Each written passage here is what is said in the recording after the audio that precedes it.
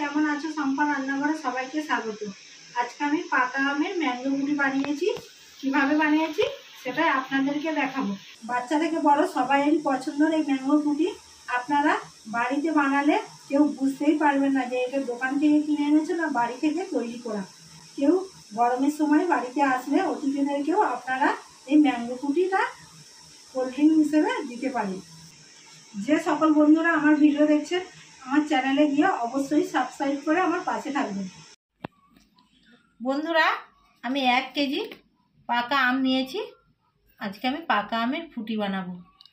দেখুন বন্ধুরা, আমটা কত সুন্দর নিয়েছি, একদম হলুদ কালারে, যাতে ফুটিটা খুব সুন্দর হয়। আপনারা একটু ভালো আম নেওয়ারই চেষ্টা করবেন। ভালো আমটা নিলে ফুটিটাও খুব সুন্দর কালার আসবে। আমি কাঁচা আম নিয়েছি। কাঁচা আমটা কেটে নেব। আগে প্রথমে আমটাকে ভালো করে ধুয়ে নেব। জল দিয়ে ভালো করে আমটাকে ধুয়ে নেব। জলটা দিয়ে ঘষে ঘষে আমটাকে ধুয়ে নেব। আমটাকে ভালো করে ধুয়ে নিয়েছি। এবার আমি আমটা কেটে নিচ্ছি।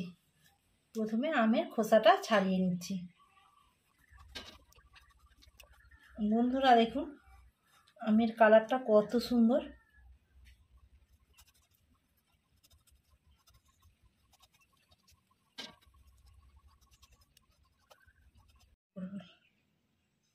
এবারে বড় আমটাকেও কেটে নিচ্ছি।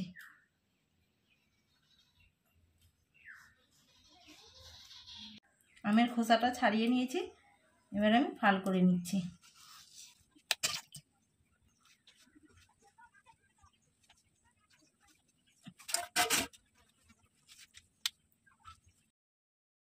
আমটা কেটে নিচ্ছি।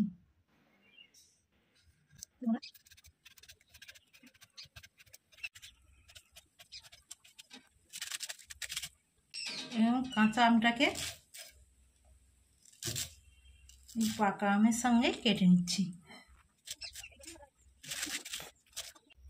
1 বাটি পরিমাণে জলটা দিয়ে দিয়েছি। প্রথমে কাঁচা আমটাকে সেদ্ধ করে নেব। একটু সেদ্ধ হয়ে গেলে পাকা আমগুলো দিয়ে দেব। কাঁচা আমটাকে প্রথমে একটু সেদ্ধ করে নিচ্ছি। কাঁচা আমটা দেখুন বন্ধুরা সেদ্ধ হয়ে গেছে। এবার আমি পাকা আমটা দিয়ে দিচ্ছি।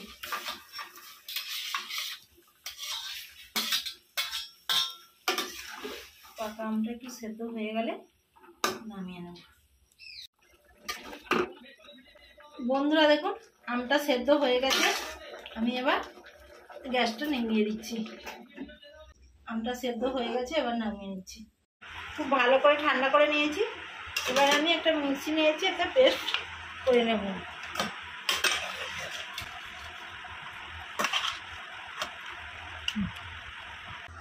বন্ধুরা দেখুন, আমি মিক্সিতে পেস্ট করে নিয়েছি। এবার একটা ছাঁকনি দিয়ে ছেঁকে নিচ্ছি।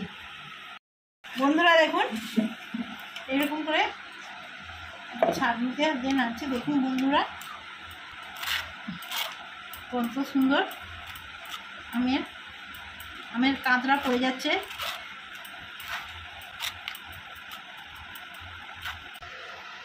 বন্ধুরা দেখুন, আমের কতটা দলা ভাত ছিল সেটা আমি ছেঁকে নিয়েছি। আমের কাঁচরা বেরিয়ে গেছে। আর এই আমের যে জলটা ফুটিয়ে নিয়েছিলাম, এই ফুটোনো জলটা আমি মিক্সিতে দিয়ে দিচ্ছি। মিক্সির মধ্যে ধুয়ে দিয়ে দেব। এই জলটা আমি ছাঁকনিতে দিয়ে দিচ্ছি।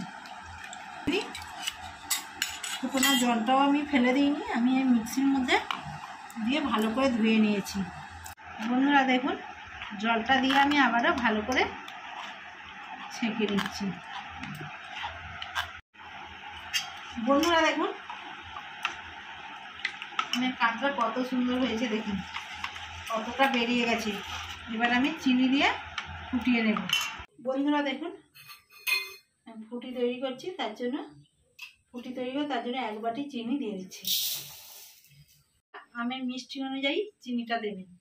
আমি 1 বাটি পরিমাণে চিনি দিয়েছি। মিষ্টিটা আপনারা কম বেশি করে নিতে পারেন। 2 বাটি পরিমাণে জল দিয়ে দিচ্ছি।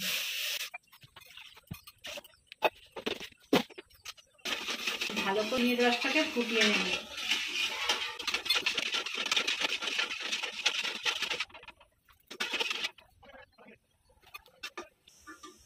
বন্ধুরা দেখুন চিনির রসটাকে আমি ভালো করে ফুটিয়ে নিয়েছি।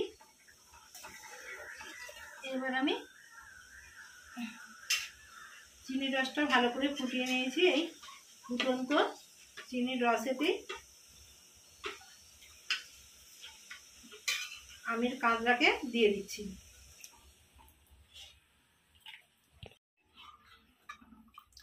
আমের কাঁচরাকে আমি দিয়ে দিয়েছি। এবার আমি 2 মিনিট ফুটিয়ে নেব।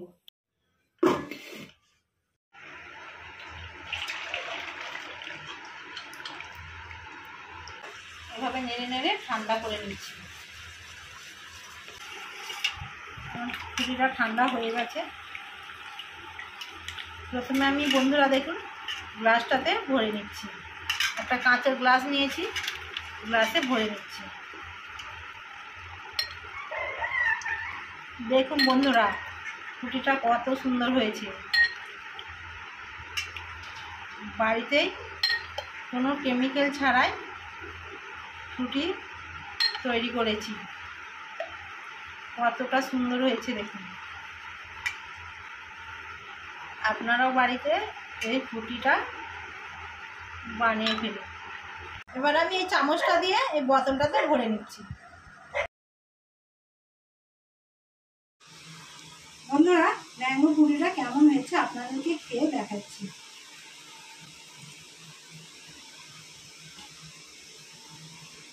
বন্ধুরা ম্যাঙ্গো ফ্রুটিটা খুব সুন্দর হয়েছে এবং খেতেও দারুণ লাগছে। খাঁটি আম দিয়ে এটা বানানো, বাড়িতে বানালে অবশ্যই বাচ্চারা খেতে পছন্দ করবে। আমি বাড়িতে বানিয়েছি তাই এর স্বাদ দ্বিগুণ হয়েছে। দোকান থেকে কিনে খেলে তারা অনেক রকম কেমিক্যাল বা অনেক কিছু মেশায়, শুধু তো আম দেয় না, তাতে অনেক কিছু মেশানো থাকে। আর আমি খাঁটি আমের রস নিয়েছি তাই খুব সুন্দর হয়েছে। আপনারাও বাড়িতে অবশ্যই করে একবার ম্যাঙ্গো ফ্রুটিটা বানাবেন। আমার ভিডিও যদি আপনাদের ভালো লেগে থাকে বেশি বেশি করে লাইক, কমেন্ট এবং সাবস্ক্রাইব করে আমার পাশে থাকবেন।